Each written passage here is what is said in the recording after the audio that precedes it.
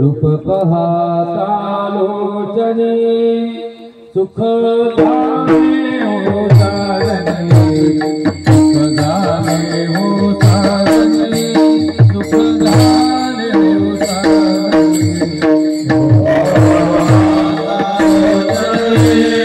सुख धामे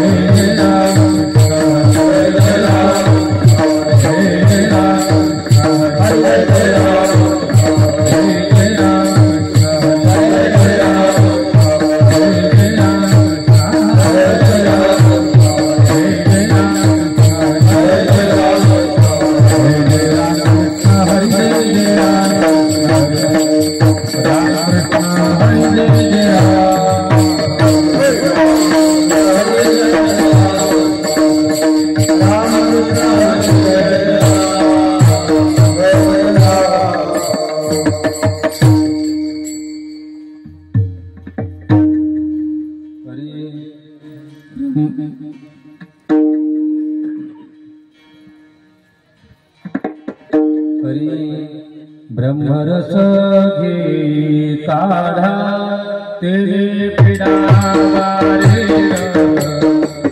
पीडा वारे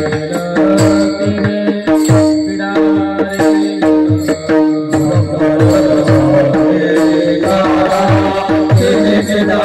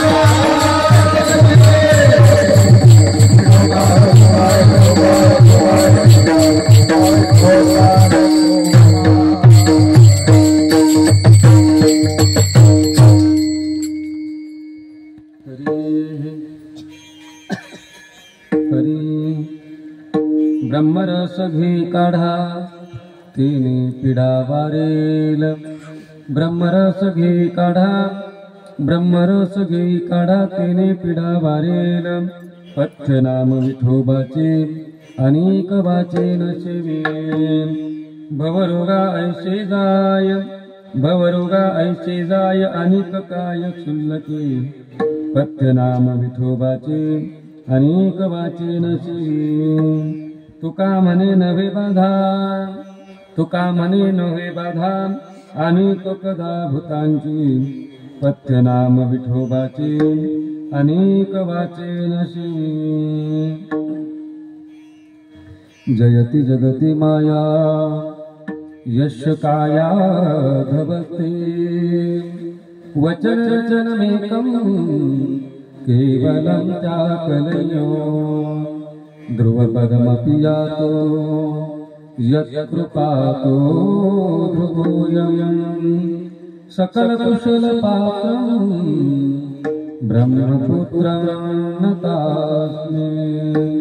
शङ्करं शङ्कराचार्यं केशवं बादरायणं, सूत्रभाष्यसुधं वन्दे भगवन्तो पुनः पुनः. वन्दो आचार्य शङ्करो जो ग्रंथार्थ विवेक चतुरो, सारो कर्मठ तेचा विचारो. प्रबोध दिन करो प्रकाशला, तू का करी भ्रमी पातो.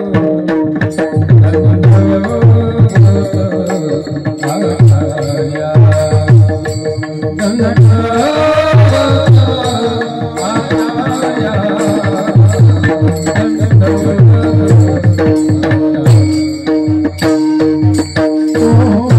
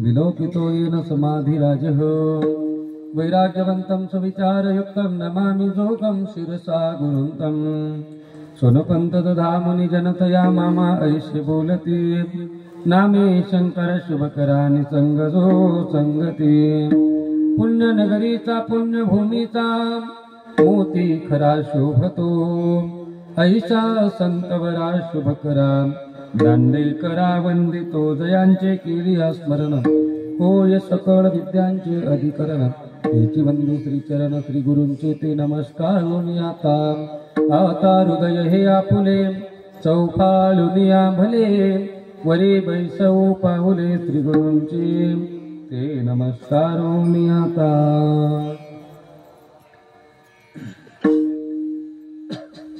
मंगलम भगवान विष्णु मंगलम गरुडध्वजः मंगलम पुंडरीकाक्षो मंगलाय तनोहरी। प्रस्तुत आनंद कंद सच्चिदानंद घन असलेला परमात्मा या परमात्म्याची असणारी ही परमपावन कीर्तन रूपी सेवा आणि या कीर्तन रूपी सेवेकरता निवडलेला अभंग जगद्गुरु जगदवंदनीय संत श्रेष्ठ श्री तुकोबरांचा आहे।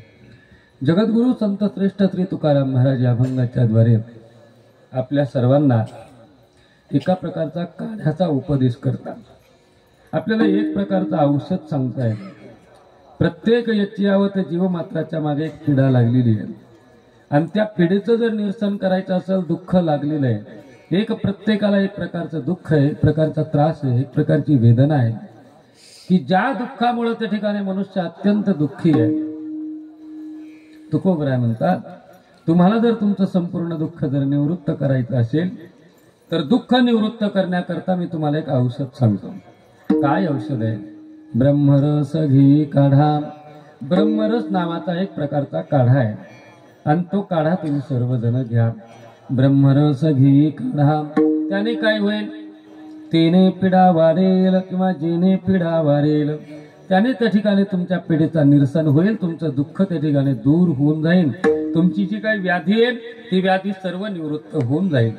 बर ठीक आहे, एखादं औषध घ्यायचं असलं की त्याला त्या ठिकाणी पथ्य सांगितलं जातं। विना पथ्याचं कोणतंही औषध कधी नसतं बरं का। म्हणजे औषध जर असेल तर त्या ठिकाणी का बरं औषध का घ्यावं लागतं? ज्ञानोबा ज्ञानेश्वरीत वर्णन करतात की नाही, देखता रोगाचे निजिनावे औषध तरी द्यावे। हे का नाही, रोग ज्या मनुष्याला रोग झालेला असतो त्या माणसाला औषध दिलं जातं आणि ज्याला औषध दिलं जातं, ज्याला औषधं घ्यायची असतात, ज्याला रोगातून बरं व्हायचं असतं ना, अशा माणसाने काय सांभाळलं पाहिजे? पथ्य सांभाळलं पाहिजे, पथ्य सांभाळलं पाहिजे। मग आता काय पथ्य आहे बरं बाबा? तुम्ही म्हणता ब्रह्मरसाचा काढा घ्या तुमची पीडा निवारण होईल, मग आता काय पथ्य सांभाळायचं? म्हणजे काहीच नाही, एकच पथ्य आहे। का कोणतं पथ्य आहे? पथ्य म्हणजे तेच पथ्य नाम विठोबाचे। विठोबाचं नामस्मरण करणं हेच त्या ठिकाणी सगळ्यात मोठं पथ्य आहे। अनिक वाचे नशिवी, वाचे अनिक न शिवी म्हणजे वाचेने इतरत्र कोणतंही नाम बडबड न करता फक्त भगवंताचं नामस्मरण करा, बस बाकी काही करू नका। बरं तुम्ही म्हणता ब्रह्मरसाच्या काढाने पिढा जाईल आणि तुम्ही आम्हाला पथ्य काय सांगितलं गेलं? काय सांगितलं पथ्य? विठोबाचं नामस्मरण करायचं। मग विठोबाचंच नामस्मरण का बरं याचं कारण सांगितलं। त्याच्या नामस्मरणामध्ये एवढी ताकद आहे, भवरोगा ऐसे जाय आणि काय शुल्लके। भवरोगासारखं दुःख निवृत्त होतं तर बाकीच्या दुःखाचा काय विचार करता? आणि काय शुल्लके म्हणून पथ्य नाम विठोबाचे। विठोबाच्या नामस्मरणाचं पथ्य सांगितलं गेलं। तुकोबराय पुढे सांगतात तुका म्हणे नव्हे बाधा अनेक कदा भूतांची जर तुम्ही भगवंताचं नामस्मरण केलं तर तुम्हाला कोणतीच बाधा होणार नाही, कोणत्या भूताची सुद्धा बाधा होणार नाही. मग तुम्ही फक्त भगवंताचं नामचिंतन करा, बस. बाकी तुम्ही काही करू नका. पथ्यनाम विठोबाचे आणि वाचे न शेवी, असा अभंगाचा सरळ सरळ अर्थ आहे. सेवेला सुरुवात करण्याअगोदर थोडासा परिहार देणं भक्ताचं कर्तव्य आहे. आपण या आपल्या पुनीत पवित्र असणाऱ्या सद्गुरू मोतीराम महाराजांच्या या स्मारक मंदिरामध्ये, श्री क्षेत्र शेलापूर खुर्द, तालुका मोताळा, जिल्हा बुलढाणा या ठिकाणी आपण सर्वजण एकत्रित येऊन प्रतिवर्षीप्रमाणे हा सप्ताह संपन्न करत आहात. वैकुंठवासी परमपूजनीय आदरणीय ब्रह्मीभूत ब्रह्मलीन श्री सद्गुरू वासुदेव बाबा शिराडोणकर यांचे द्वितीय पुण्यस्मरण सोहळा आणि प्रतिवार्षिक असणारा आपला हा अखंड नामयज्ञ सोहळा, या सोहळ्यातील आजची पहिल्या दिवसाची भगवान परमात्म्याची कीर्तनरूपी सेवा तेव्हा सर्व संयोजक नियोजक मंडळींच्या माध्यमातून, विशेष करून परम आदरणीय वंदनीय सप्ताहाचं मार्गदर्शन करणारे हरिभक्तीपरायण प्रभाकर महाराज उर्फ छोटू महाराज असतील, परमपूजनीय आदरणीय वंदनीय हरिभक्तीपरायण श्री शरद महाराज असतील, आधी तुम्ही सर्वजण महाराज मंडळी आहात. सर्वांच्या माध्यमातून ही सेवा माझ्या वाटेला त्या ठिकाणी येऊन ठेपलेली आहे. खरं सांगायचं म्हणजे मला कीर्तन करायला मन लागत नाही. आत्ताच्या क्षतीला येताना फार मस्त चिंतनात होतो मी, कोणता अभंग घ्यायचा, काय करायचं. पण इथे आलो आणि वासुदेव बाबांची आठवण झाली आणि काय बोलावं हेच काही कळेना. आता बुद्धी अशी जड पडली गेली महाराज. कारण मी इथे जर पहिल्यांदा कोणामुळे आलं, संत बाबांमुळे आलं. मगाशी मी बोलून गेलो, माझ्यावर सांसारिक लोकांपेक्षा पारमार्थिक लोकांनी फार प्रेम केलं. त्यातल्या त्यात महात्म्यांनी खूप प्रेम केलं, खूप प्रेम केलं. आम्ही आता न्याय शिकू राहिलो महाराज. आणि न्याय शिकत असताना, वेदांताचे न्याय शिकत असताना हरिद्वारवरून न्याय शिकतोय. ते स्वामी दिव्य चैतन्यजी ते सगळ्यांना ऑफलाईन शिकवते, तर मीच एकटा असाय की मला ऑनलाईन शिकवते. काय असेल मला माहिती नाही. पण इथे आल्यानंतर बाबांची आठवण आली आणि आठवण आल्यानंतर आता काय बोलावं हा शब्दच मनामध्ये आता वाचा कुंठित होते. पण नाही कीर्तन करावं तर तुम्ही म्हणाल हा फुकट शास्त्री झाला, नाही तर संयोजक म्हणतील त्या ठिकाणी काय उपयोग नाही, याला उगाच बोलवलं म्हणतील, काय काय. पण काय असतं, कधी कधी अशा जागा असतात महाराज की जिथे एका शब्दाचे अनेक शब्द केले जातात. पण कधी कधी वाचा, तुका म्हणे वाचा राहिली कुंठित, वाचा कुंठित होऊन जाते की ज्यावेळेस महात्म्यांचं त्या ठिकाणी शब्द समोर येतो ना, महात्मा हा शब्द समोर आला की शांत होऊन जातं माणूस. एवढे शुकदेवजी महाराज आहेत, तुम्ही ज्यांची भागवत कथा ऐकत आहात, एवढे शुकदेवजी महाराज आहेत की त्यांनी राजा परीक्षिताला भागवत कथा सांगितली. म्हणजे व्यासांनी जरी नारदांच्या उपदेशाने जरी भागवताची संहिता निर्माण केलेली असली तरी सुद्धा व्यासांनी ग्रंथ निर्माण केला, एवढी गोडी निर्माण नव्हती झाली भागवताला. पण ज्यावेळी शुकदेवांचा स्पर्श भागवताला झाला, शुकदेवांच्या वाणीचा स्पर्श ज्यावेळेस भागवताला झाला, त्या भागवताची गोडी अधिक वाढली गेली. पण एवढी अवीट गोडी असणारे शुकदेवजी महाराज, पण ज्या वेळेला त्यांना प्रत्यक्ष त्यांची दीक्षा गुरु भगवती राधाराणी आहे आणि या राधाराणीचं स्मरण ज्यावेळेस व्हायचं ना, ते शांत होऊन जायचं. त्यामुळे श्रीमद भागवत पूर्ण वाचा, त्याच्यामध्ये राधा शब्द आलेलाच नाही, अजिबात नाही. हा शब्द आला, आराधिका असा शब्द आला बरं का, राधा नाही आला. गोपिकांची आराधिका असा शब्द आला का, कारण राधा शब्द उच्चारला की त्या ठिकाणी शुकदेवाला समाधी लागून जायची. कारण महात्म्यांच्या बद्दल ज्यांच्यामुळे आपण त्या ठिकाणी इथपर्यंत आहोत, अशा माणसांचं जर त्या ठिकाणी स्मरण जरी झालं ना, तरी शांत होऊन जातो महाराज, शांत होऊन जातो. बाबांनी माझ्यावर खूप प्रेम केलं. तुम्हाला सर्वांना माहिती की नाही माहिती नाही, पूजनीय शरद महाराज असतील, छोटू महाराज असतील, यांना माहिती आहे. बाबांनी खूप प्रेम केलं महाराज, खूप प्रेम केलं. इतकं प्रेम केलं की मग मी सांगतो की मला या महात्म्यांना खूप प्रेम केलं. इतकं प्रेम केलं की आज त्यांची प्रत्यक्ष आठवण येते आणि मन असं शांत झालं गेलं की आता काय बोलायचं. पण तरी सुद्धा आता ही सेवा त्यांनीच पहिल्यापासून माझ्याकडे दिली आहे. नवमीची तिथी मला दिलेली आहे. पण आता आमच्याकडे आमचा आश्रम आहे. आता आम्हाला एका आश्रमावर बसवलं गेलं, एका महाराजांच्या गादीवर. त्यांचे बस 4-5 आश्रम आहेत. त्याच्यातला एक आश्रम आहे, त्या आश्रमाचा 50वा वर्षाचा सप्ताह सुरू झाला आहे. ज्यांच्या गादीवर बसलोय त्याच बाबांनी तो सप्ताह सुरू केलेला आहे. आता तिथं थांबणं गरजेचं, तिथं भागवत कथा आम्हाला करणं भाग आहे. आम्हाला भागवत कथा करायची, मग पहिल्या दिवशी जास्त वडवड नसते. त्यांना म्हणलं तुम्ही पाहून घ्या, मला निदान आज तरी जाऊ द्या. म्हणून पहिल्या दिवसाच्या सेवेकरता यांना सर्वांना सांगितलं बा मला क्षमा करा, पण निदान पहिल्या दिवसाच्या सेवेकरता मी येतो. मला काही नाही आणि काही नसतं महाराज. सेवा ही कोणत्याही दिवशी केली तरी ती सेवाच असते. आता बऱ्याच वेळा पहिल्या दिवशी सेवा घ्यायला लोक कानकुसपणा करतात. का करतात मला माहिती नाही. ते म्हणतात नको बाबा, पहिल्या दिवशी वातावरण व्यवस्थित नसतं, गायक नसतात, ऐकणारे लोक नसतात, असं काहीच नसतं. फक्त विंचवाला ठणका देता आला पाहिजे एवढंच आहे. सांगणारे हा चिंतन विंचू कसाही असला, आमच्याकडे म्हण आहे, विंचू बारीक असू द्या, मोठा असू द्या, विंचूचं पिल्लू असू द्या, पण त्याचा ठणका तो ठणकाच असतो की नाही. म्हणजे तुम्ही पहिल्या दिवशी काय, या मधल्या दिवसात काय, तुम्हाला जे बोलायचंय ते भगवंताविषयीच बोलायचे, मग कधी ना कधी त्या ठिकाणी बोलण्याचे की नाही. म्हणून या वर्षी तरी मला सर्वांनी क्षमा करा, मी पहिल्या दिवसाच्या सेवेकरता उपस्थित आहे. पुढच्या वर्षी बरोबर त्या ठिकाणी नवमी तिथीला बाबांनी मला दिलेला जो आदेश आहे त्या आदेशानुसार सेवेला उपस्थित राहील. तुम्ही सगळे जण ज्ञानाने वयाने मोठी मंडळी आहात. पूजनीय सर्व गायक मंडळी आहेत, माझ्यापेक्षा ज्ञानाने वयाने मोठी आहेत. मृदंगाचार्य मंडळी आदी सर्व आहात. सर्वांच्या चरणी नतमस्तक होऊन जास्त ओहापोहाने न बोलता जगद्गुरु श्री तुकोबरायांच्या वचनाला आरंभ करूया. हरी आता नमो रंग भूमिका कीर्तने उभे होते लोका, ताळ मृदंग श्रुती देखा तया माझे दंडवत, मस्तक हे पाया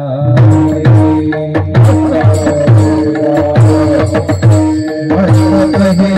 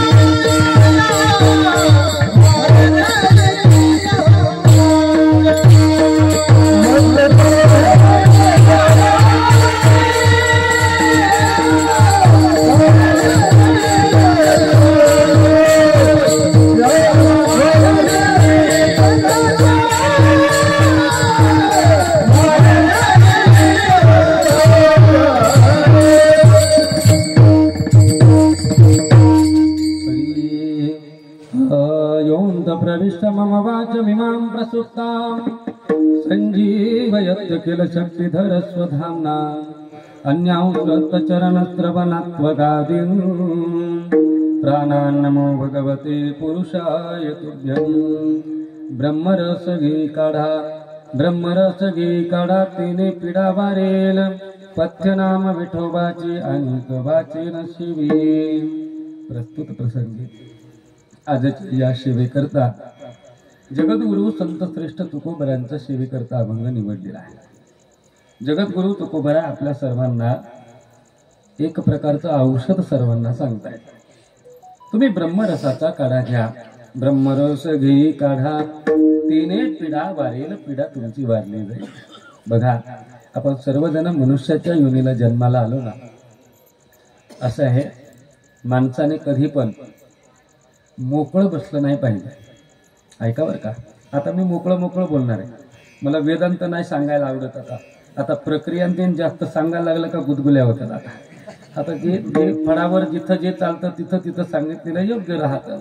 पण आता सर्वसाधारण माणसं असले महाराज तर तिथं तत्वज्ञानाच्या गोष्टी सांगायला सुरुवात केली तर लोक झोपी जातात की नाही. ऐका नाही, मग जेथे जे जया गावी केला वास तेथे नसावे उदास. पण तरी थोडी प्रक्रिया आली तरी सांभाळून घ्या बरं का. मला ऐका, मला काय सांगायचंय. आपण मनुष्य जन्माला आलो ना, मग मनुष्य जन्माला आलेल्या माणसाने कधीच मोकळं राहायचं नसतं. काय करायचं असतं माणसाने? मोकळं राहायचं नाही. का बरं मोकळं राहायचं नाही? काही ना काहीतरी काम त्या ठिकाणी माणसाने करत राहायचं. काहीतरी काम आपल्याला केलं पाहिजे. एको कमी करा, फक्त फक्त आपण काय करायचं माहितीये का?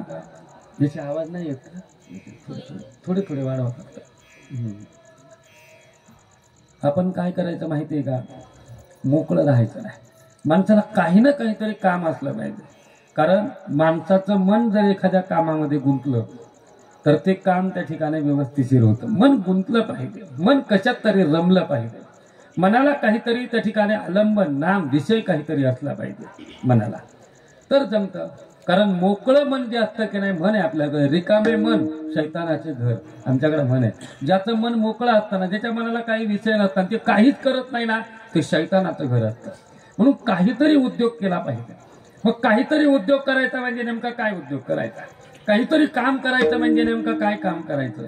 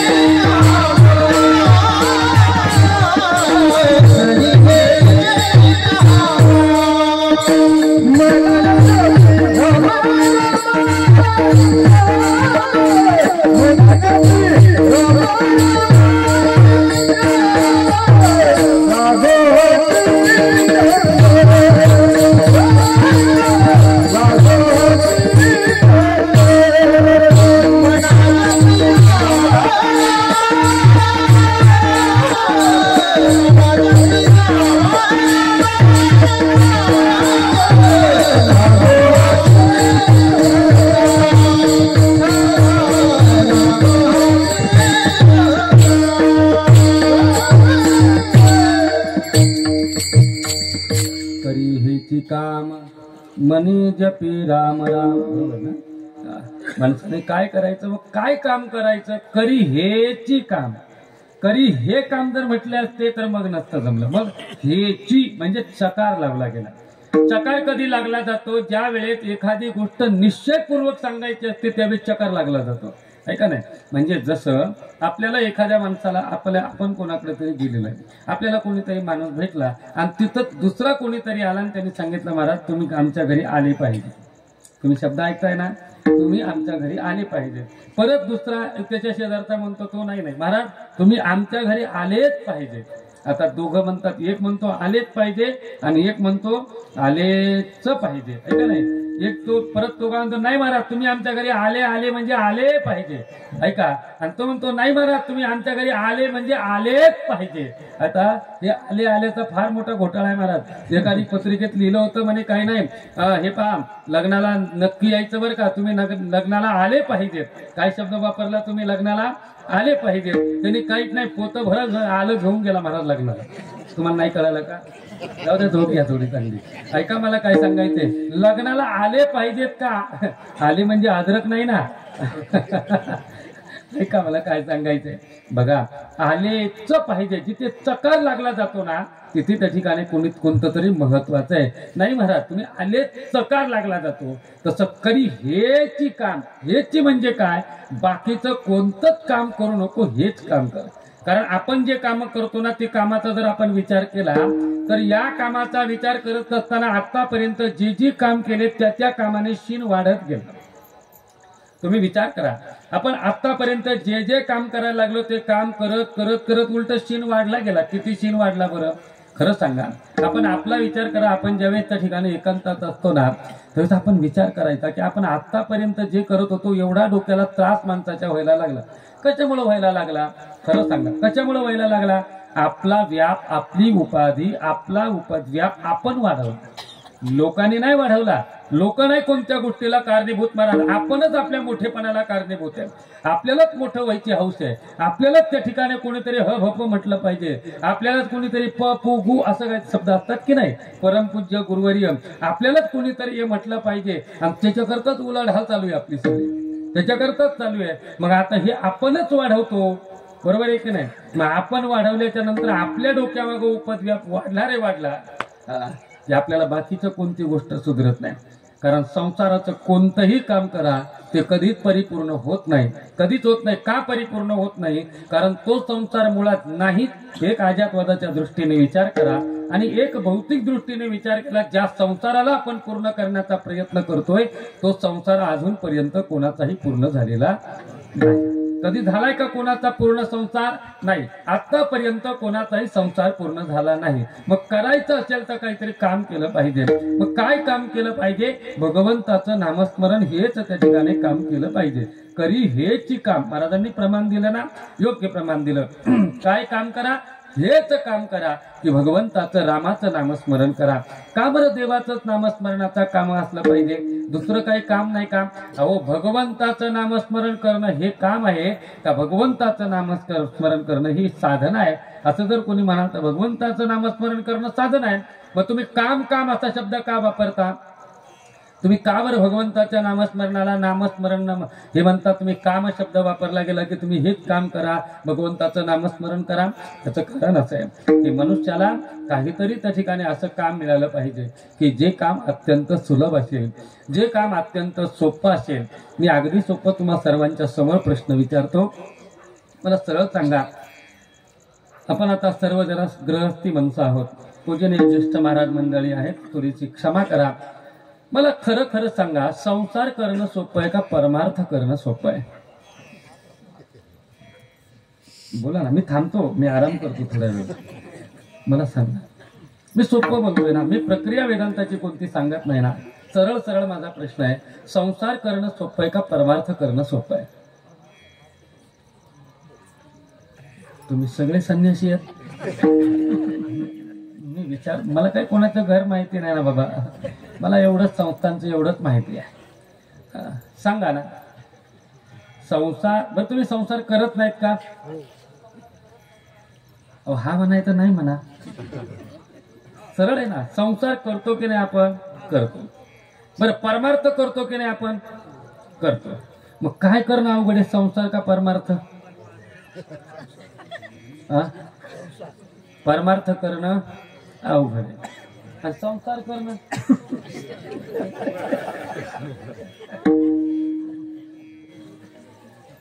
कीर्तन शिकायच्या आधी बाबा भेटायला पाहिजे होते मला. म्हणजे संसारच केला असता ना मी. तुम्हाला सांगू, विनोदाचा भाग वजा करा, पण संसार करणंही सोपं नाही आणि परमार्थ करणंही सोपं नाही. सोपं नाही. कारण संसारामध्ये आपण काही ना काही मिळवण्याचा प्रयत्न करतो आणि परमार्थामध्ये जे आपल्याला मिळालेलं असतं त्याचं रक्षण करण्याचा प्रयत्न करतो. लक्षात ठेवा, संसारामध्ये नवीन नवीन गोष्टी मिळवण्याचा प्रयत्न करतो. जन्माला आलो त्यावेळेला मी शास्त्री नव्हतो, जन्माला आलो त्यावेळेस मी महाराज नव्हतो, जन्माला आलो त्यावेळेस मी कुणी नव्हतो. मी मिळवण्याचा प्रयत्न केला. संसारामध्ये मिळवण्याचा प्रयत्न आहे, त्याला योग म्हणा. आणि परमार्थामध्ये जे मिळवलेलं असतं त्याचं रक्षण करणं, याला क्षेम म्हणा. योग क्षेम हा शब्द वापरला म्हणजे संसाराकडे लागला जात नाही. मग अप्राप्तश्च प्राप्त नाम योग हा, प्राप्तश्च परिरक्षण नाम क्षेम हा. ठीक आहे. प्राप्तश्च परिरक्षण म्हणजे जे प्राप्त आहे त्याचं रक्षण, हे संसार परमार्थ आहे. दोन्ही गोष्टींचा विचार करा. संसारही सोपा नाही आणि परमार्थही सोपा नाही. पण तरी गंमत अशी आहे, संसार करावा लागत नाही.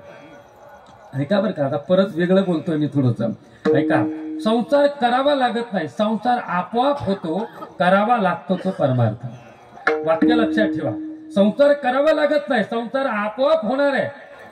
म्हणजे हा भांड्या कुंड्याचा लेकरा बाळाचा संसार नाही, आपला हा संसार आपोआप होणार आहे. महाराज, आपण लहान आहेत ना, लहान जन्माला आलो ना, जन्माला आल्यापासून आतापर्यंतचा वयाचा विचार करा.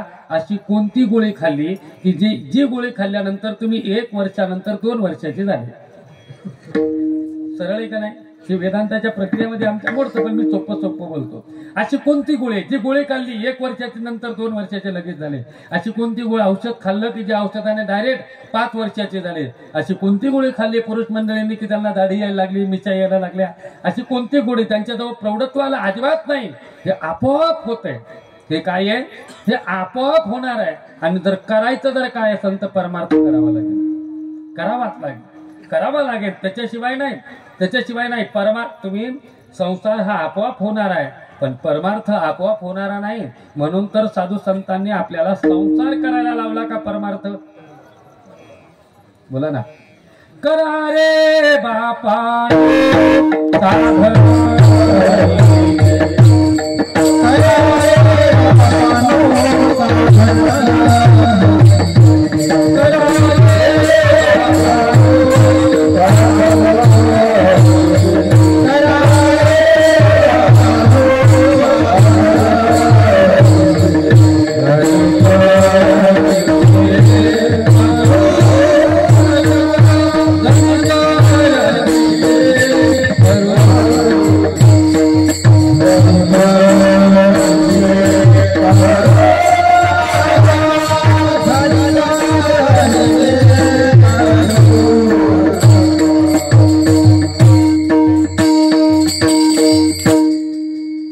साधन, साधन हरीचे झणी करणीचे.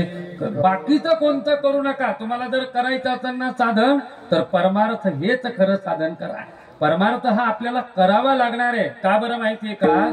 मिळवणं याला जर संसार म्हणत असाल आणि ज्याचं रक्षण त्याला जर परमार्थ म्हणत असाल, मिळवणं सोपं का? मिळालेली गोष्ट त्या ठिकाणी संरक्षण करणं सोपी. 5 लाखाची गाडी घेणं सोपं का घेतलेली गाडी सांभाळणं सोपं? काय वाटतं? एक बोलू वाक्य, क्षमा करा बरं का, आज गुरुजींचं वाक्य आठवलं मला. गुरुजी म्हणजे परभणीकर गुरुजींचं वाक्य आठवलं. गुरुजी म्हणायचे, बायको करणं सोपं का केलेली बायको सांभाळणं सोपं? गुरुजी क्षमा करा, परभणीकर गुरुजींचे वाक्य आम्ही लिहून राहिलोय. त्याच्यामध्ये गुरुजींनी सांगितलं, म्हणे बायको करणं सोपं की केलेली बायको सांभाळणं सोपं? काय वाटतं तुम्हाला? असं नका ना करू. मी काय समजू आता? मला सांगा ना. मी तुमच्यापेक्षा लहान आहे ना, उलट मला कळायला पाहिजे ना. तर मला पण संसार आहेच आहे ना. मला मार्गदर्शन करा ना. बसल्या तुम्ही काय केलं पाहिजे? कोणती गोष्ट सोपी आहे मला बोला. नारायण ऐका, गुरुजी म्हणायचे बायको करणं सोपं आहे, पण केलेली बायको सांभाळणं अवघड आहे मला. आणि गुरुजींचं वाक्य असं असायचं, ते म्हणायचे ज्याला सांभाळती येते ना त्यांनीच बायको करावी, बाकीच्यांनी करू नये. मग ते डोक्याला त्रास होतो. मग ते हे आणा ते आणा त्या गोष्टी असो. तसं संसार आणि परमार्थ, संसारामध्ये मिळवणं सोपं आहे महाराज, खूप सोपं आहे. या पदव्या आधी या गोष्टींचा मी माझ्यावर घेतो, तुम्ही तुमचं पाहून घ्या. ही शास्त्री पदवी खूप सोपं आहे मिळवणं. अभ्यास केला की पदवी मिळते. पण एखादी जी गोष्ट आपण शिकलेलो आहे ती लक्षात ठेवणं सगळ्यात अवघड आहे. शिकणं खूप सोपं आहे. ग्रंथ शिकणं, ग्रंथ सोडवणं खूप सोपं आहे. आता हे सोडवलं म्हणून बोलतोय असं समजा, तुम्हाला जे समजायचं समजा. पण जो ग्रंथ आपण सोडवला त्या ग्रंथाच्या ज्या प्रक्रिया आहेत त्या प्रक्रिया किती अवघड आहेत लक्षात ठेवणं फार अवघड असतं. त्याची उजळणी करावी लागते, त्याची सारखी भोकंपट्टी का करावी लागते याचं कारण आहे. साधू संतांचे सुद्धा प्रमाण आहेत ना महाराज त्या संबंधाने. तुकोबराय आदी साधू संतांचे प्रमाण आहे, कठीण योगा होनी क्षेम. कठीण काय आहे? योगापेक्षा क्षेम म्हणजे रक्षण करणं अत्यंत कठीण आहे. म्हणजे जर विचार केला, जर संरक्षण करणं जर त्या ठिकाणी कठीण असेल तर ऐका ना, मनुष्य देह प्राप्त झाल्याच्या नंतर भगवंताची त्या ठिकाणी आपल्याला जे नामस्मरण कशा करता करायचे, जे आपली स्वरूपाची स्थिती आहे ती स्वरूपाची स्थिती अखंड जर टिकून ठेवायची असेल तर भगवंताचं नामस्मरणच करावं लागतं. एखादं झाड आहे, ते झाड सुकू नये, ते वाळलं जाऊ नये, आता त्याला टवटवीत ते झाड राहावं, त्याच्याकरता जसं सारखं पाणी घालावं लागतं ना, तसं भगवंताचं नामस्मरण सुद्धा त्याच पद्धतीतलं आहे की आपल्याला सारखं त्याला भगवंताच्या नामस्मरणाने आपलं भगवंताची स्थिती आपली तशी भगवत स्थिती त्या ठिकाणी टिकून राहते. म्हणून साधन जर करायचं असेल तर अनेक साधन आहेत.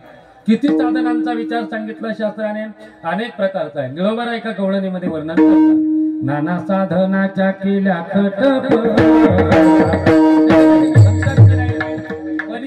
न बघती याची या दारवंथा. हो, नाना साधनांच्या खटपटा केल्या. किती साधन आहेत, अनेक प्रकारचे परमात्मा पंढरीनाथाच्या प्राप्तीचे साधन आहेत बरं का. लक्षपूर्वक ऐका, अनेक प्रकारचं साधन आहे. मग अनेक प्रकारचे जर साधन आहेत तर त्यातल्या त्यात माणसाने कोणतं साधन केलं पाहिजे, प्रत्येक साधनाचा विचार करा. कोणतंही साधन घ्या, कर्म नावाचं साधन घ्या, योग नावाचं साधन घ्या, ज्ञान नावाचं साधन घ्या आणि उपासना नाम भक्ती नावाचं साधन घ्या. ही 4 प्रकारच्या साधनांचा विचार केला ना तर या 4 प्रकारच्या साधनांचा विचार करत असताना कर्म नावाच्या साधनाचा विचार करा. कर्म आहे निश्चित आहे महाराज, प्रत्येक जण कर्म त्या ठिकाणी करतच राहतो, नक्की करतो. पण कर्म नावाचं साधन जर विचार केला तर कर्म अत्यंत क्लिष्ट सूक्ष्म आहे महाराज. कर्म सूक्ष्म आहे, इतकं सूक्ष्म आहे. तुम्ही बघा कर्म कसं आहे हे जर पाहायचं असल्यानंतर पूर्वमीमांसा शास्त्र आहे. पूर्वमीमांसा शास्त्र, या पूर्वमीमांसा शास्त्रामध्ये त्या ठिकाणी जैमिनींनी कर्म माणसाने कसं केलं पाहिजे अगदी झोपेतून उठल्यापासून. ऐका, बहिर्दिशेला जायचं असलं तरी त्या ठिकाणी आचमन करा, मग बहिर्दिशेला जा, परत या, माती लावा, परत त्या ठिकाणी हात धुवा, पाय धुवा, मग त्या ठिकाणी दात घासायचे, परत आचमन करा. या बऱ्याच गोष्टी वर्णन करून सांगितलं. एवढं काय कोणाच्यानी पाळणं होत नाही. साधी पूजा करत असताना ज्यावेळेस ब्राह्मण काका म्हणतात ना हातावर पाणी घ्या, आचमन करा, 3दा पाणी प्या, 4थ्यांदा सोडून द्या. ते केशवाय नमः, नारायण नमः, माधवाय नमः, गोविंदाय नमः असं म्हणतात की नाही. मग आचमन करत असताना सुद्धा पाणी किती घेतलं पाहिजे, किती पाणी घ्यावं, उडदाचा दाना भिजल इतकंच पाणी असलं पाहिजे. पण काही काही हावराटावानी चमचा भरू पाणी पितात महाराज आणि फुर पितात. फुर सुद्धा आवाज नाही आला पाहिजे. शास्त्र सांगतं तुम्ही जर पाणी पिताय, आचमन जर तुम्ही करताय तर पाणी पिताना तुमचा आवाज आला नाही पाहिजे, नाहीतर तुम्हाला सुरापानाचं पातक लागलं जातं. सुरापानाचं पातक लागलं जातं. कर्म अत्यंत सूक्ष्म आहे. अजून पुढे बोलू का? आचमनाची गोष्ट लावून ठेवा. ब्राह्मण काका डोळ्याला पाणी लावायला लावतात, तुमच्याकडे लावायला लावतात का? विचारा ब्राह्मण काकांना.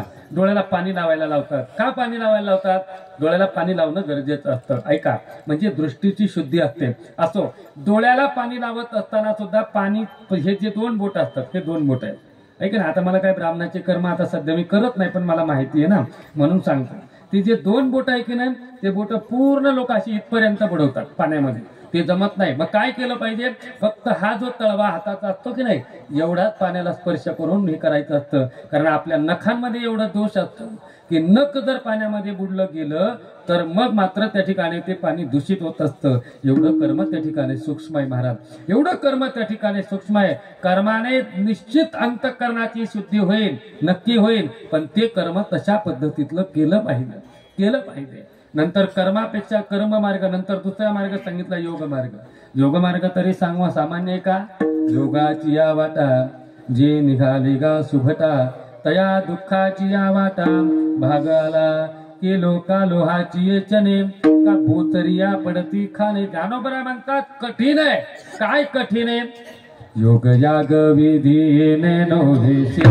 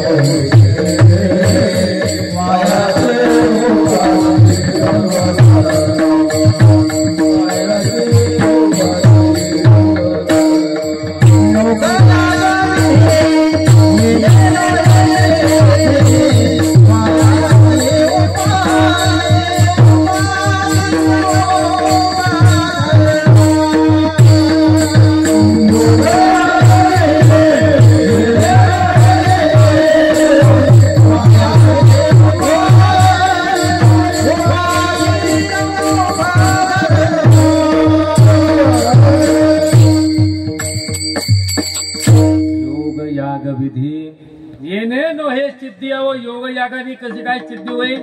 कारण योगाचा अधिकारी वेगळा आहे आणि ज्या जीवाला ज्या हरिपाठाच्या माध्यमातून उपदेश करतात, हरिपाठाचा अधिकारी कोण सांगितला हो? कोणताही ग्रंथ असला की त्याच्यामध्ये अनुबंध असतो, अनुबंध चतुष्टय असतो, अधिकारी, विषय, प्रयोजन आणि संबंध असतो. मग कोणत्याही ग्रंथाचा अध्ययन करताना पहिला त्याचा अधिकारी पाहिला जातो. हरिपाठाचा अधिकारी कोण आहे? मला आता नाही सांगत बसायचं. ज्ञानेश्वरीचा अधिकारी कोण, अमृतानुभवाचा कोण, हरिपाठाचा कोण आहे? आसोनी संसारी, तो हरिपाठाचा अधिकारी आहे. तो हरिपाठाचा. आपण सर्वजण संसारिक जीव आहेत आणि संसारिक जीवाने जर योग करायचं झालं तर आता योग म्हणजे बाबा रामदेवचे नाही बरं, पहाटे सुरू होते ते. ते पोट आतमध्ये घ्या, असं करा तसं करा, ते योग नाहीत महाराज. योगाचे त्या ठिकाणी अंग वर्णन करून सांगितले जातात. 8 योगाची अंग आहेत: यम, नियम, आसन, प्राणायाम, प्रत्याहार, धारणा, ध्यान, समाधी. अशा पद्धतीने आहे की नाही. यम सांगितले गेले 5 प्रकारचे, नियम सांगितले गेले 5 प्रकारचे. आता विस्तार करायला मला जवळ वेळ नाही. ऐका, 9:30 वाजत आलेले आहेत आणि बाबाची सवय होती कीर्तन वेळेतच सुरू झालं पाहिजे आणि वेळेत सुरू झालेलं कीर्तन वेळेतच संपलं पाहिजे. जरी बाबा नसले तरी बाबाचा अदृश्य धाक मला अजून आहे, नक्की आहे. म्हणून तर तिथून निघालो ना तर इथं बुलढाण्याच्या खाली घाटाच्या खाली आल्यावरच गाडी थांबवली. म्हणजे 350 किलोमीटर जवळजवळ कंटिन्यू गाडी चालू होती, थांबलोच नाही. मला माहिती आहे, कारण जरी बाबा नसले ना, बाबा नाहीत असं कोण म्हणतो, बाबा आहेत. महात्मे येते ते कुठं जात नाहीत, नाही जात कुठे, येतं फिरून या, अवघीची वायावी न बोल असं. म्हणून मला वेळेत थांबायचे. 5 प्रकारचे यम आहेत, नियम आहेत, नाही सांगितले जातात. प्राणायाम, प्रत्याहार, धारणा, ध्यान आणि समाधी हे 8 योगाची अंग आहेत. पण ही सामान्य नाहीत ना महाराज, ही सर्वांना कुठं त्या ठिकाणी शक्य होतात. योग सर्वात जास्त शक्य जर कोणाला झाला असेल तर तो चांगदेव महाराजांना शक्य झाला गेला. आणि या योगावर सगळ्यात जास्त सगळ्यात मोठे अधिकारी जर कोण असेल योगाचे तर माऊली ज्ञानोबा आहेत महाराज. कारण योग जे आहेत, योगी लोक जे आहेत ते ज्ञानोबारांना आई मानतात महाराज, सामान्य नाही. ऐका, मला काय सांगायचंय, योग सुद्धा अत्यंत कठीण आहे. ज्ञानाचा विचार करा, ज्ञान सुद्धा अत्यंत क्लिष्ट आहे. ऐका बरं का, ज्ञान सुद्धा कसे अत्यंत क्लिष्ट आहे. ज्ञानाचा चिंतन करत असताना त्या ज्ञानाचा अधिकारी असला पाहिजे, त्याच्या अंतःकरणात मल विक्षेप नसला पाहिजे, आवरण निवृत्ती करता साधन चतुष्टयुक्त आदी आदी गोष्टींचा विचार वर्णन करून सांगितलं की नाही. मग एवढं कोण होणार? अंतःकरणातला मल कधी जाणार, अंतःकरणातला विक्षेप कधी जाणार? मल म्हणजे निषिद्ध कर्माची वासना आणि विक्षेप म्हणजे चित्ताची चंचलता. जेवढा मल अधिक असेल तेवढा विक्षेप वाढत असतो. तत्वज्ञानाचा जर विचार केला ना, जेवढी जेवढी आपली निषिद्ध कर्माची वासना तेवढीच आपल्या चित्ताची चंचलता होत असते. आणि जेवढी चित्ताची चंचलता होईल तेवढंच त्या ठिकाणी आपल्याला स्वरूपाचं आवरण अजून पक्क होत असतं. समजण्यासारखा मुद्दा आहे. मी आज परत सांगतो, मल आणि विक्षेप आणि आवरण ही 3 प्रकारचे जीवाचे दोष सांगितले जातात. मल, विक्षेप, आवरण. मल म्हणजे निषिद्ध कर्माची वासना, विक्षेप म्हणजे चित्ताची चंचलता, आवरण म्हणजे स्वरूपाचं अज्ञान. ऐका, मग मल म्हणजे निषिद्ध कर्म आहे. जेवढं जेवढं मनुष्याचं निषिद्ध कर्म वाढेल. आता निषिद्ध कर्म कोणतं आहे? अखाद्याचे नाही खाय, अपेयाचे नाही पिय, हे तर आहेच आहे. पण तरी सुद्धा मनुष्याकडून निषिद्ध कर्म होतं. कोणतं कर्म निषिद्ध होतं? माणसाकडून निषिद्ध होणारं कर्म म्हणजे जो मनुष्य वेदाला मान्य असणारे कर्म करत नाही ना, त्याच्याकडून घडतं ते निषिद्ध कर्म आहे. निषिद्ध कर्म आहे. आपल्याकडून सुद्धा घडतं महाराज. बऱ्याच वेळा आम्हाला प्रसंग येतो, मग कधी कधी म्हणतात महाराज तुम्ही आमच्याकडे जेवायला या, हे करा ते करा. मी जात नाही, माझे ठरलेले ठिकाण आहे. मी खरं सांगतो, मला जसं जसं या गोष्टी, म्हणजे मी फार मोठा शहाणा आहे असं काही नाही, पण मला जिथं जेवढं कळालं त्या ठिकाणी तिथं जावं, तिथं पाणी तिथंच, नाही तर बाकी नाही. का? कारण असं आहे, इतके निषिद्ध कर्म वाढले गेले. आता बोलून एक क्षमा मागून बोलायची वेळ येते. 4 दिवसाचा मासिक धर्म सुद्धा माता माऊली सांभाळत नाहीत महाराज. 4 दिवसाचा मासिक धर्म न सांभाळता स्वयंपाक घरात जाणार, स्वयंपाक त्या ठिकाणी करणार. अहो, चपला घालून त्या ठिकाणी स्वयंपाक करतात. यात नवल नाही. 4 दिवसाचा मासिक धर्म न सांभाळता सुद्धा स्वयंपाक करतात. मग ते कसं शक्य होईल? तुम्ही गरुड पुराण वाचा आणि गरुड पुराणामध्ये वर्णन करून सांगितलेले त्या 3 दिवसाचा, ते 4 दिवसाचा जो मासिक धर्म असतो की नाही स्त्रियांचा, त्या 3 दिवसानंतर 4थ्या दिवशी तिने डोक्यावरून स्नान करायचं. पण त्या 3 दिवसामध्ये तिचे 3 रूप सांगितले गेलेले आहेत. पहिली सांगितली चांडाळीने, दुसरी सांगितली ब्रह्मघातीने, तिसरी सांगत नाही, गरुड पुराण वाचा. अशा पद्धतीतलं वर्णन करून सांगितलेलं आहे. म्हणजे हे कोणीही सांभाळत नाही, एवढी निषिद्ध कर्माची वासना आहे. आणि जसं अन्न खातो, जैसे खावे अन्न तैसेची होय मन. जसं अन्न खातो ना तसंच त्या ठिकाणी मन होतं. आणि असं निषिद्ध कर्म झालं. निषिद्ध कर्माने चित्ताची चंचलता वाढते. मनुष्याच्या जवळ निषिद्ध कर्म करायला लागला त्याच्याकडे चित्ताची चंचलता वाढते. आणि जेवढं निषिद्ध कर्म जास्त तेवढी चित्ताची चंचलता जास्त. आणि जेवढी चित्ताची चंचलता जास्त तेवढं त्या असणाऱ्या स्वरूपाचं आवरण अधिक पक्क त्या ठिकाणी होत असतं, अधिक पक्क होतं. म्हणून हे ब्रह्मज्ञान प्राप्त करणं हे अत्यंत क्लिष्ट आहे. मग काय केलं पाहिजे? ऐका, काय केलं पाहिजे? कर्म करणं अत्यंत कठीण आहे, एक विचार. योग मार्ग सुद्धा अत्यंत कठीण आहे, दुसरा विचार. आणि ज्ञान मार्ग सुद्धा अत्यंत कठीण आहे. मग आपल्याला कठीण आवडेल का सोपं आवडेल? बोला ना. आता इथून तुम्हाला पायी चालायला जायला आवडेल, पायी चालत जायला आवडेल का गाडीत बसून जायला आवडेल? बोला ना. जाणारच नाही का तुम्ही? जाणार आहे. मग पायी जायला आवडेल का चालत गाडीत बसून जायला आवडेल? गाडीवर बसून जायला आवडेल. मला पुढे बोलायचे, गाडीवर बसून जायला आवडेल का गाडीत बसून जायला आवडेल? बोला ना.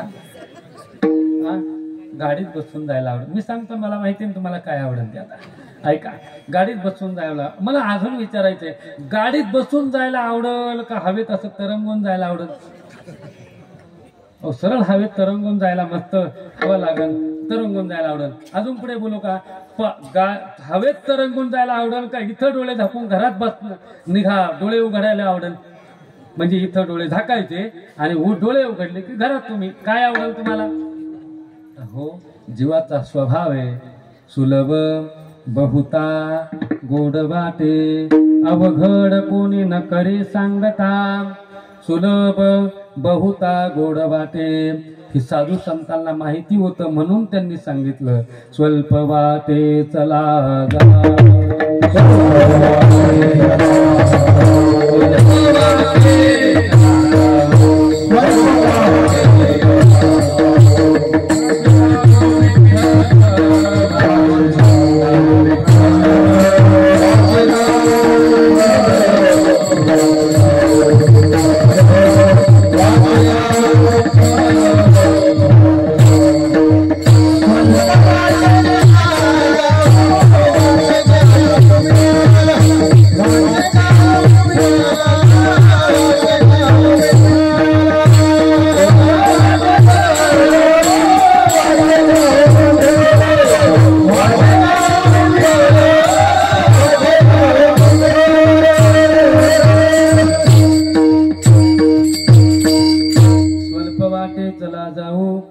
वाचे गाऊ विठ्ठल स्वल्प वाटाने. का बरं?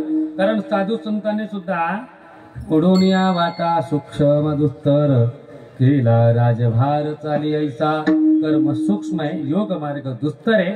त्या वाटा त्या ठिकाणी साधू संत म्हणतात आम्ही मोडून काढल्या. म्हणून आपल्याला जर साधन जर कोणतं करायचं असेल तर सगळ्यात सोपं साधन साधू संतांना पण माहिती आहे की ज्याला जसं ना अधिकार तैसा करू उपदेश, साहे ओझे त्यास त्याची देऊ. तुकोबरा म्हणतात की ज्याला जसं ओझं सण होईल त्याला तसं दिलं पाहिजे. मग संसारिक जीवाला जर ओझं कोणतं असेल, भगवंताचं ओझं नामस्मरणाचं ओझं आहे, नामस्मरणाचं ओझं आहे. मग काय करायचं? नामस्मरणच करायचं म्हणजे नेमकं काय करायचं? मनुष्याला जर भगवंताचे नाम स्वतःच्या स्वरूपाची जर प्राप्ती करायची असेल आणि सदैव स्वरूपामध्ये जर रममान राहायचं असेल तर सदैव स्वरूपामध्ये रममान राहण्याकरता कोणता तरी काढा गरजेचा आहे, कोणतं तरी औषध गरजेचं आहे. आणि त्या औषधाच्या द्वारे सगळ्या गोष्टी होणार आहेत. का बरं ही साधनं कशा करता सांगितली जातात? साध्याच्या प्राप्ती करता साधनं सांगितली जातात. ऐका, जसं आजारी मनुष्य असतो ना, आजारी मनुष्याचं दुखणं बरं होण्याकरता औषधाची जशी गरज असते ना, अगदी तसंच आपण सर्वजण आजारीच आहोत ना. प्रत्येकाला व्याधी आहे, प्रत्येकाचं दुखणं वेगवेगळं आहे, प्रत्येकाचं दुखणं वेगवेगळं आहे, पण भौतिक गोष्टीने. पण तसं जर पाहिलं तर आपण सगळेजण एकाच दुखण्याने जास्त त्रासलेलो आहे. प्रत्येकाचं, कोणाला शुगरचं, कोणाचं बीपीचं, ती गोष्ट सोडून द्या. पण जो जीव दशेला प्राप्त झाला ना, त्या सर्वांना अज्ञानाचं दुःख आहे सगळ्यात मोठं. एक सांगू का? ज्ञानीपणाच्या दुःखापेक्षा अज्ञानपणाचं दुःख खूप कठीण असतं. ज्ञानीपणाच्या दुःखापेक्षा. कसं काय अज्ञानपणाचं दुःख कठीण असतं? अज्ञान म्हणजे काय? मला काही कळत नाही याचं नाव आहे अज्ञान. मला काही कळत नाही याचं नाव अज्ञान. पण ते अज्ञान सुद्धा असं असतं, मला कळत नाही हेही मला कळत नाही, हे किती मोठं अज्ञान म्हणावं लागेल. नाही कळालं का? मला काही कळत नाही हेही मला कळत नाही याचं नाव आहे अज्ञान. खरं अज्ञान तर हेच आहे, मला काहीच कळत नाही. पण निदान माणसाने कबूल तरी केलं पाहिजे, मला काही कळत नाही. हे तरी कोणाला कळतं का? नाही कळालं तुम्हाला? जाऊ द्या, चहा आहे ना, चहा आहे ना, याच्यानंतर यावर का सगळ्यांना का मला काही कळत नाही, मी माझं नाही सांगत, सगळ्यांचं बोलतोय. नाही तुम्ही म्हणता तुम्हाला कळत नाही कस काय उभे राहिले कीर्तनाला. ऐका, मला काय सांगायचंय, मला काही कळत नाही हे अज्ञान आहे. पण मला काय असतं, एक शास्त्राने असा प्रसंग सांगितला, माणसाला अज्ञानाचंही ज्ञान असलं पाहिजे. कशाचं ज्ञान असलं पाहिजे? अज्ञानाचं. मला कळत नाही ना हे तरी ज्ञान असलं पाहिजे. पण बऱ्याच जणांना अज्ञानाचं अज्ञान असतं, म्हणजे मला कळत नाही ह्याचं सुद्धा त्यांना ज्ञान नसतं. म्हणजे नाही असं वेदांत शास्त्र सांगतं. मग अज्ञान आहे. मग आपल्या सगळ्यांना सगळं जे दुःख जे भोगावं लागतं ना ते फक्त अज्ञानामुळं. आणि आपण सगळेजण अज्ञानाच्या या दुःखामध्ये बुडालेलो आहे. आपल्याकडून जे जे कर्म होतात ना, विहित म्हणा निषिद्ध म्हणा, ही जी कर्म होतात ती सगळे अज्ञानामुळेच होतात. आपल्याला हा त्या ठिकाणी जे सगळं वाटतं ना, हा सगळं विश्व हे जे वाटतं ना, हे सत्य वाटतं ना, हे विश्व हे सुद्धा अज्ञानामुळेच वाटतं. आपल्याला जो आपला प्रपंच वाढलेला आपल्याला वाटतो की नाही, हे ज्ञानामुळे नाही वाटत मला, अजिबात वाटत नाही ज्ञानामुळं. नाहीतर त्या ठिकाणी संसाराचा ज्ञानाचा विचार वेगळा आहे आणि परमार्थाच्या ज्ञानाचा विचार शास्त्राने वेगळा सांगितला. संसाराचं ज्ञान म्हणजे काय? सगळे माणसं माझे आहेत, माझं कोण कोण एवढं मला निवडता आलं पाहिजे, हे संसाराचं ज्ञान आहे. हे संसाराचं ज्ञान आहे. मला मुलगा आहे, मला त्या ठिकाणी मुली आहेत, मला पत्नी आहे, माझे आई वडील, हे माझे आई वडील, हे जे कळलंय हे संसाराचं ज्ञान आहे, परमार्थाचं नाही. हे परमार्थाचं नाही. परमार्थाचं ज्ञान काय आहे? हे कोणीच माझं नाही. कळालं तुम्हाला? हे कोणीच माझं नाही. उलट हे सगळं कसं आहे? हरी लटिका व्यवहार सर्व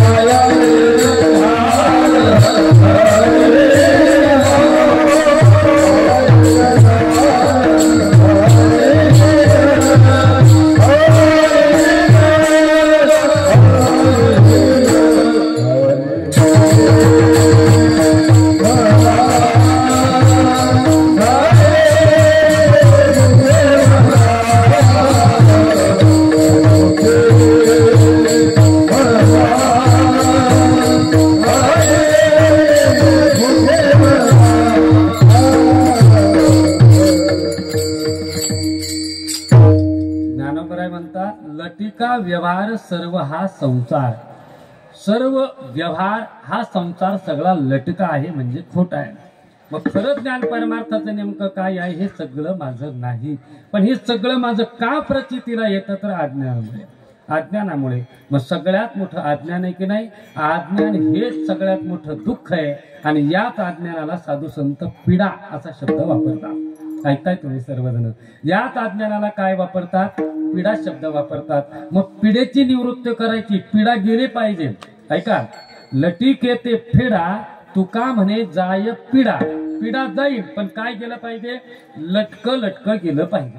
लटक म्हणजे जे खोटं आहे ते सगळं गेलं पाहिजे, तर पीडा जाईल. मग आता खोटं जाण्याकरता गरज कशाची आहे?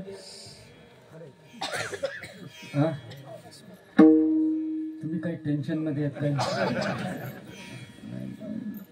आता काय होतंय, भाषा आमची वेगळी पडते ना, असं काही आहे का?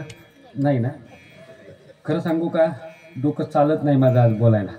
जसं होईल तसं कीर्तन होईल. कोणी म्हणला याला नाही जमत कीर्तन तरी चालेल मला, काय कोणाच्या घरी नांदायला जायचं नाही आपल्याला. मला ते 5-5 मिनिटाला महाराज तुमच्याकडे पाहिला का बाबांची आठवण येते तिथं.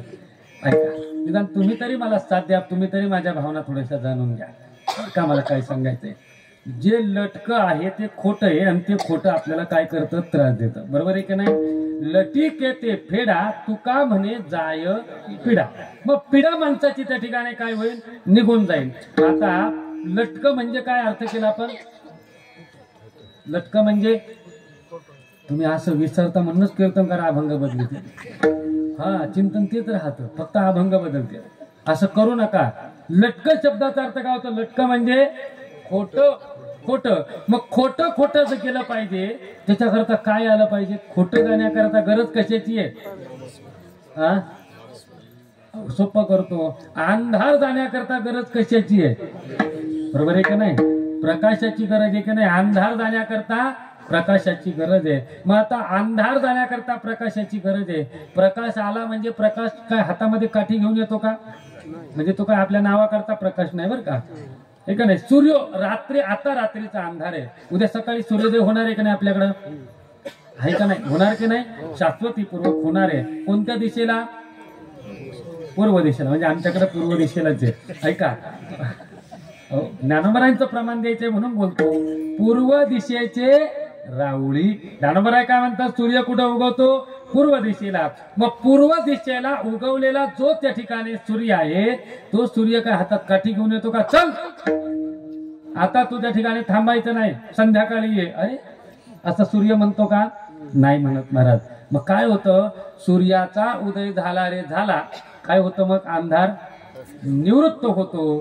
तसं त्या ठिकाणी लटकं लटकं जायचंय, लटकं लटकं घालवायचंय. आणि लटकं घालवण्याकरता गरज कशाची आहे, लटकं म्हणजे खोटं, खोटं जाण्याकरता गरज कशाची आहे, खऱ्याची गरज आहे.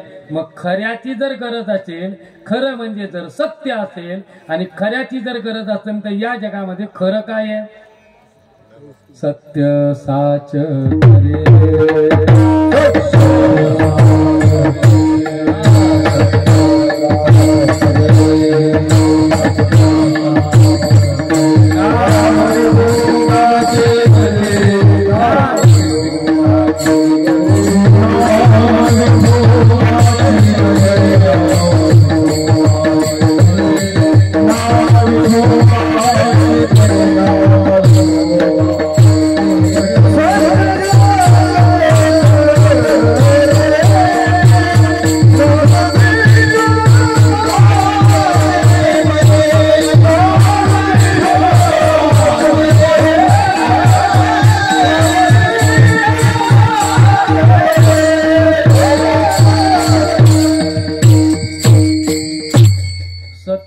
साच खरे नाम विठोबाचे बरे. खरं काय या जगामध्ये बघा, खरं काय असं जर कोणी म्हणाल ना तर याच्यामध्ये खरं म्हणजे परमात्म्याचं नामस्मरण आहे. सत्य शब्द वापरला ना, मग सत्य नेमकं जर काय असेल तर सत्य एकच आहे. सत्य तू सत्य तू सत्य तू विठ्ठला का गहा दाविला जगदाभास. हे नाही, परमात्मा त्या ठिकाणी सत्य आहे. कसा सत्य आहे, त्रिकाला अबाधित्वम सत्यत्वम. म्हणून तर श्रीमद भागवत कथा तुम्ही श्रवण करत आहात ना, श्रीमद भागवताच्या भागवत महात्म्यातील पहिला श्लोक आलाय, पहिल्या अध्यायातील पहिला श्लोक आलाय आणि पहिल्या श्लोकामध्ये देवाचा परिचय दिलाय.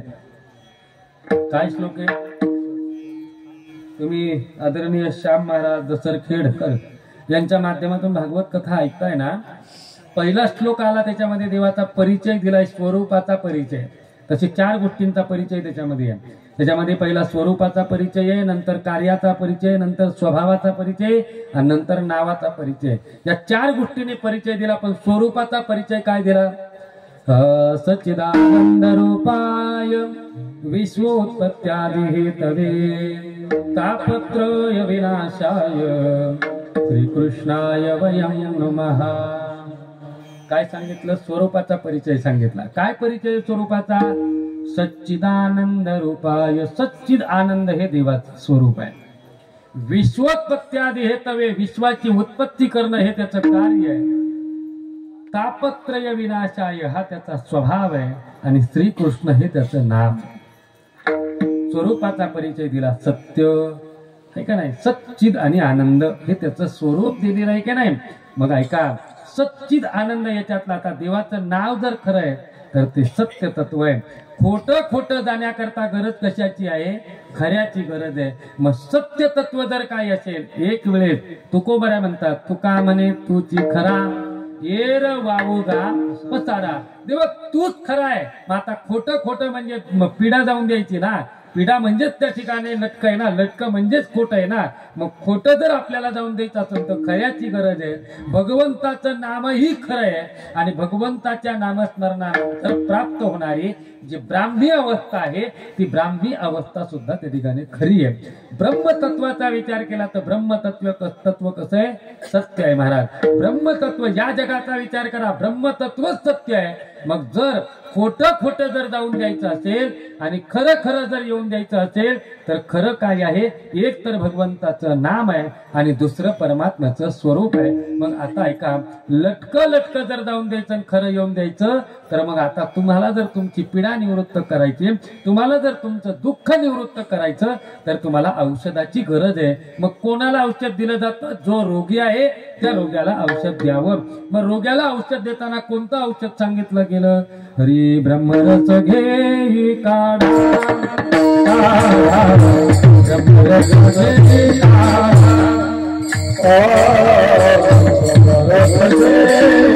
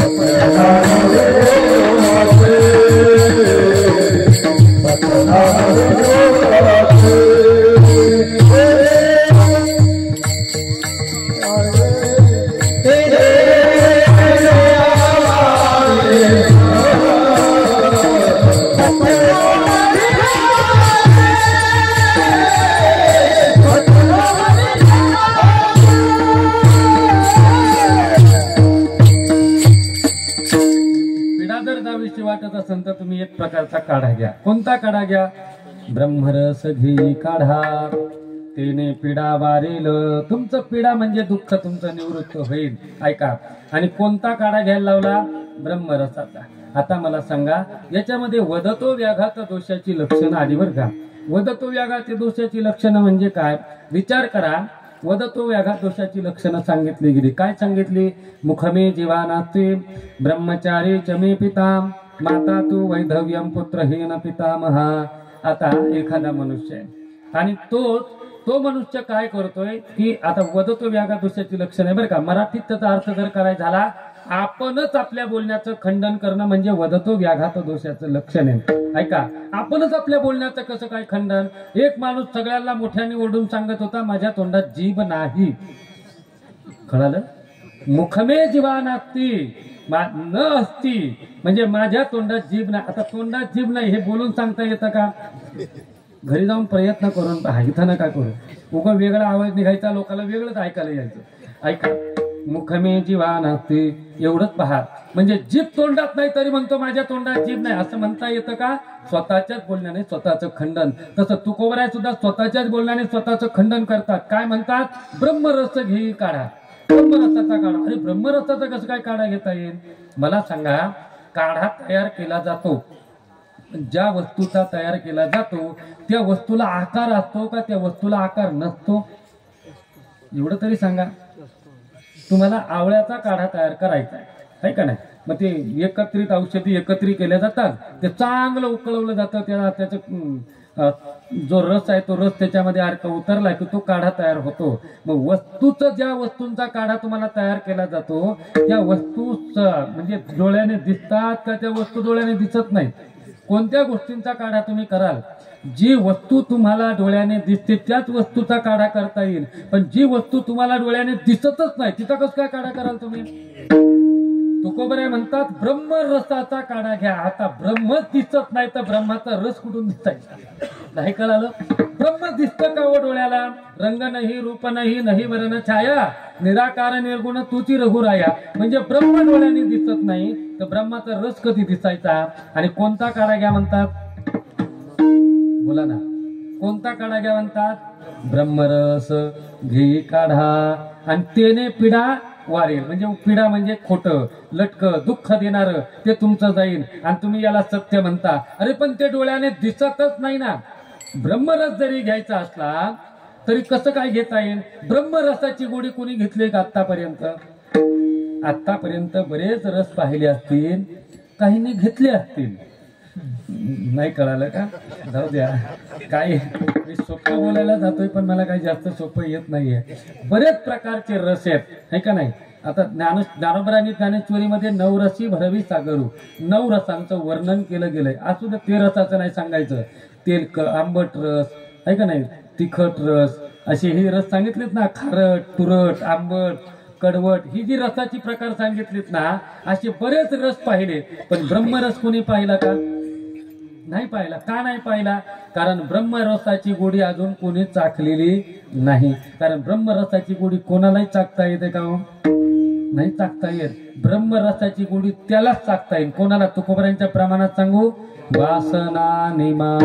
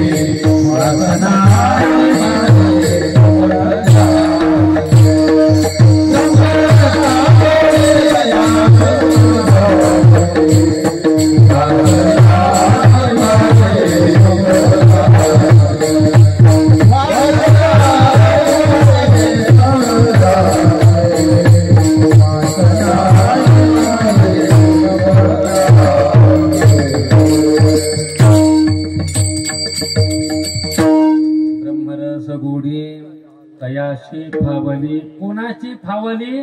वासना निमाली समूळ ज्याची, ज्याची समूळ वासना निमाली तयाशी ब्रह्मरस गोडी फावली. ब्रह्मरसाची गोडी कोणाला फावली जाते? ब्रह्मरसाचा काढा घ्यायचा मान्य आहे, पण कोणालाही ब्रह्मरसाचा काढा मिळत नाही. कोणी ब्रह्मरस, कारण वासनाच निवृत्त होत नाही ना. वासना निवृत्त होतात का माणसाच्या? लोकेशना, पुत्रेशना, दारेशना, वित्तेशना, या प्रमुख वासना. ईशना म्हणजे वासना वर्णन केलेले आहेत की नाही?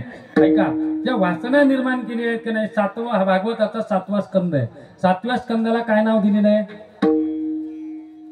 प्रत्येक स्कंदाचं नाव वेगळं आहे. पहिला स्कंद अधिकार स्कंद आहे, दुसरा स्कंद साधना स्कंद आहे, तिसरा स्कंद सर्ग लिला, चौथा स्कंद विसर्ग लिला, आहे का नाही, 5वा स्कंद पोषण लिला. ऐका, अशा पद्धतीतलं वर्णन करून सांगितलेलं आहे. त्याच्यामध्ये 7वा स्कंद आहे.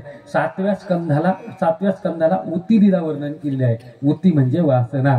उती म्हणजे काय? वासना. आणि त्या वासना किती प्रकारच्या सांगितल्या? मनुष्य वासना, असुर वासना आणि देव वासना. भागवताचं बारकाईने चिंतन केलं की तुमच्या सर्वांच्या लक्षात येईल. तुम्ही भागवत कथा ऐकतच आहात ना, मग मनापासून ऐका. कथाकार महाराज बरोबर सांगतील, ऐका. म्हणून ही वासना आहे. याच्यामध्ये काय वासना वर्णन केल्यात ना. मग मनुष्याची वासना वेगळी, असुरांची वासना वेगळी आणि देवाची वासना वेगळी प्रत्येकाची. पण आता तरी पण ऐका, वासना जी असते ना, ती वासना समूळ निमाली पाहिजे. पण कसं काय समूळ निमाली जाईल महाराज? वासना निमाली जात नाही. म्हणून तर ऐका, वासनेचा संग होय अंतकाळी, तरीच तपोबळी जन्म घे. तपोबळाला सुद्धा जन्म घ्यायला लावते एवढी वासना वाईट आहे. म्हणून तर म्हणतात वासना उडाल गाय, तिचा हाणून मोडावा पाय वासना उढाळ गाय. मग वासना निवृत्त होत नाही आणि ब्रह्मरसाची गोडी तुम्ही म्हणता घ्यायची. ब्रह्मरसाची गोडी घ्यायची. मग ब्रह्मरसाची गोडी घ्यायची म्हणतात, त्याने पिढा वारेल म्हणता, इथपर्यंत ठीक आहे. पण एखादं औषध घेण्याच्या अगोदर त्या औषधाचं पथ्य सांभाळलं की त्या औषधाचा परिणाम आपल्यावर होतो. ते ब्रह्मरस नेमकं काय आहे ते आपल्याला त्या ठिकाणी कळतं. तया आपल्याला ती गोडी कळली जाते, आपल्याला ती गोडी चाखली जाते. मग ती गोडी चाखण्याकरता पथ्यनाम विठोबाचे अनेक वाचे नशिवे. मग काय करा, पथ्य नाम आहे, विठोबाचं नाम आहे. आता विठोबा हा शब्द आला की नाही, मग विठोबा विठोबा म्हणजे काय, विदात ज्ञानेन ठाण शून्य आणि लक्षंती इथे विठ्ठला हा असं वर्णन करून सांगितलं जातं की नाही. मग विठोबा विठोबाचा आकार जर विचार केला, विचा केला ठोबा म्हणून नाम तो विठोबा असं जर सांगत असतील, विद नावाच्या धातूपासून विठ्ठल शब्द तयार झाला. विद हा धातू ज्ञानाचं प्रतीक आहे आणि ते ज्ञान जर कोणतं असेल तर शुद्ध ज्ञान आहे. ऐका, ते शुद्ध ज्ञान आहे आणि शुद्ध ज्ञान, या शुद्ध ज्ञानालाच सगळेजण ब्रह्मस्वरूपाचं ज्ञान असं त्या ठिकाणी म्हणतात. मग याच ब्रह्मस्वरूपाचं ज्ञान नक्की तुम्हाला प्राप्त होईल. पण त्याच्याकरता काय करा, निर्गुणाच्या या ही अवस्था प्राप्त करण्याकरता हा ब्रह्मरस त्या ठिकाणी जो चाखायला मिळतो ना, ऐका, ब्रह्मरस ज्याला चाखायला मिळतो तो कधीच कोणाला सांगू शकत नाही. ब्रह्मरसाची गोडी ज्याला प्राप्त होते ना, तो कधीच कोणाला सांगू शकत नाही ब्रह्मरस कसा आहे. एखाद्या वेळेस चहा पिला तर तो चहा फिकट झाला की गोड झाला, बेचव झाला हे लगेच सांगता येईल. पाण्याची गोडी सांगता येईल, रसाची गोडी सांगता येईल, पण ब्रह्मरसाची गोडी तोंडाने कोणाला सांगता येईल का? ब्रह्मरसाची गोडी ज्याला प्राप्त होते ना, तो सांगायसारखाच राहत नाही, सांगायसारखा राहत नाही. कसं काय सांगायसारखं राहत नाही? अगदी 1 मिनिटामध्ये जर सोपं बोलायचं झालं, माझी वेळ संपली आता, अगदी सोपं बोलायचं झालं तर एखादा मनुष्य आहे आणि तो मनुष्य पाण्यात गेला. कसा गेला पाण्यामध्ये? एकदा मी दृष्टांत सांगितला होता, पण मी परत विरोक्ती करतो, मला त्याच्यात काही संकोच वाटत नाही. एक मनुष्य होता, त्याच्या हातामध्ये अंगठी होती आणि चालता चालता चालता चालता त्या ठिकाणी नेमका हाताचा झटका बसला आणि पाणी होतं, नदी होती, त्या सरोवरामध्ये म्हणा तळ्यामध्ये ती अंगठी पडली.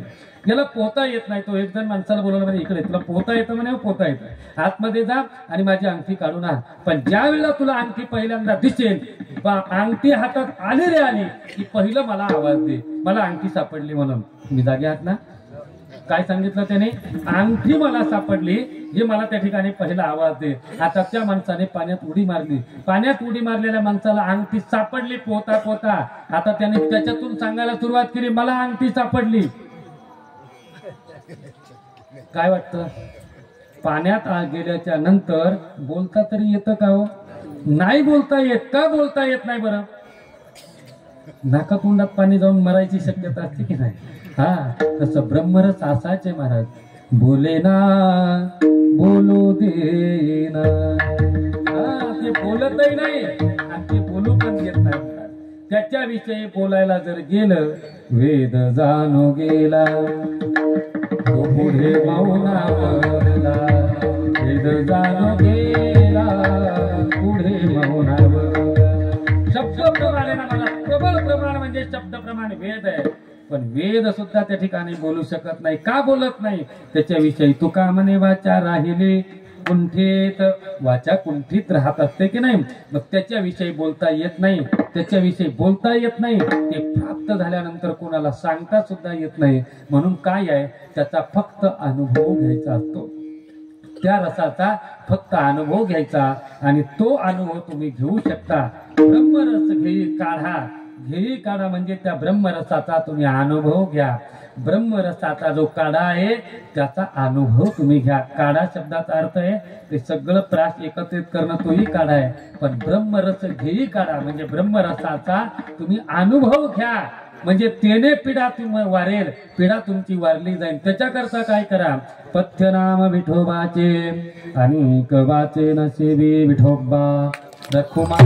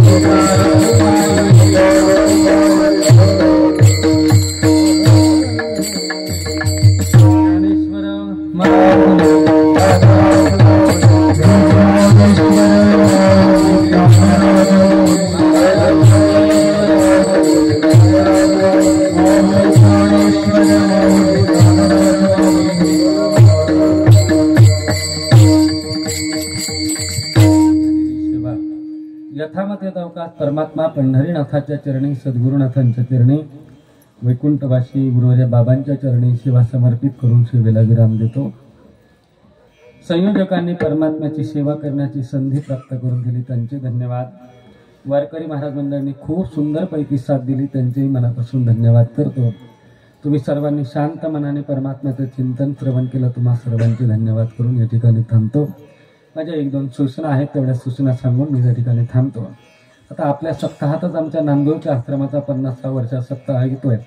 तुम्हाला येणं